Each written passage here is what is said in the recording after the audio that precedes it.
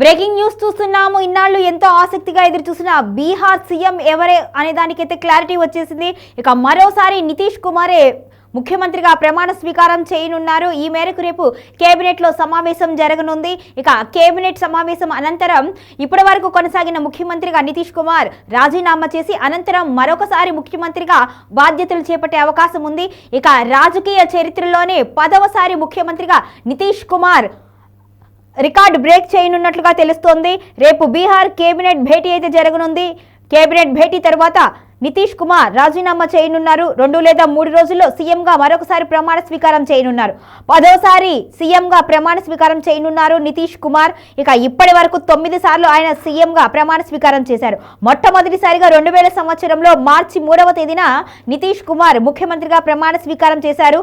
అయితే తొలిసారి 7 రోజులు మాత్రమే ఆయన సీఎంగా పనిచేశారు. ఇక 24 నవంబర్ 2005న రెండవసారి సీఎంగా ప్రమాణ స్వీకారం చేశారు.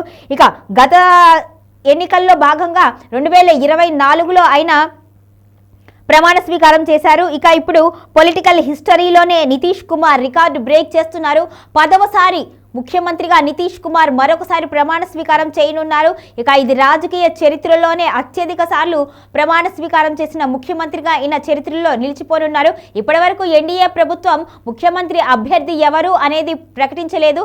అయితే బీహార్ ఎన్నికల నేపథ్యంలో అటువైపు మహాగఠబంధన్ అయితే ముఖ్యమంత్రి అభ్యర్థిని ప్రకటించింది. అయితే ఎన్డీఏ మాత్రం తమ అభ్యర్థిని ప్రకటించలేదు. అందరూ కూడా ఈసారి ముఖ్యమంత్రిగా నితీష్కి అవకాశం ఉండదు అనే అంచనాలోనే ఉన్నారు. ఖచ్చితంగా ఉప ముఖ్యమంత్రి బాధ్యతలు అప్పగించే అవకాశం లేదు, కేంద్రంలో కీలక పదవి ఉండే అవకాశం ఉన్నట్లుగా అందరూ అనుకున్నారు. కానీ ఇక్కడ నితీష్ వ్యూహాలు గట్టిగా పనిచేశాయనే చెప్పుకోవాలి. ఎందుకంటే ఎన్డీఏకి సంబంధించి ఈక్వల్గా ఎన్డీఏ అటు నితీష్ కుమార్ పార్టీ కూడా ఈక్వల్ స్థానాల్లో అయితే పోటీ చేసింది. అయినా సరే ఎక్కడా తగ్గకుండా ఢీ అంటే ఢీ అన్నట్టుగా ఇద్దరు సీట్లను అయితే సాధించుకున్నారు. ఎన్డీఏ కూటమి 200కు పైగా సీట్లను సాధించుకుని డబుల్ సెంచరీ చేసింది.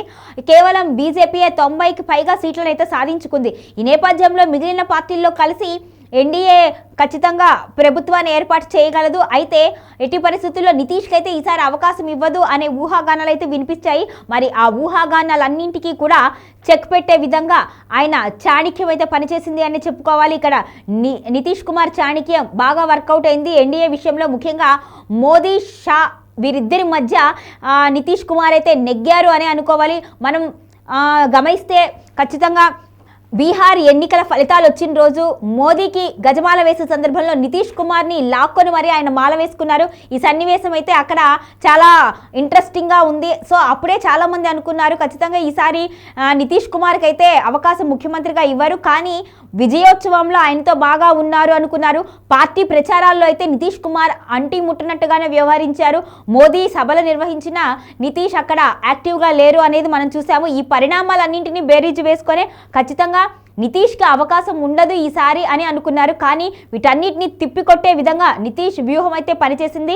10వసారి కూడా ఆయన ముఖ్యమంత్రిగా బాధ్యతలు చేపట్టనున్నారు. ఇక ఈ మేరకు ఆయన ప్రమాణ స్వీకారం చేయనున్నారు. మొత్తానికైతే నితీష్ కల అయితే నెరవేరింది. ఆయన ఖచ్చితంగా నేనే ముఖ్యమంత్రిగా కొనసాగుతాను అన్న ప్రకటన, ఆయన ఆత్మవిశ్వాసాన్ని అయితే అక్కడ మనందరం ఆయన ఆత్మవిశ్వాసం ఎంతటిది అనేది అయితే మనందరికీ ఖచ్చితంగా కనిపిస్తుంది. ఖచ్చితంగా ఆయన వ్యూహాలు ఫలించి ఇప్పుడు నితీష్ కుమారే బాధ్యతలు స్వీకరించనున్నారు.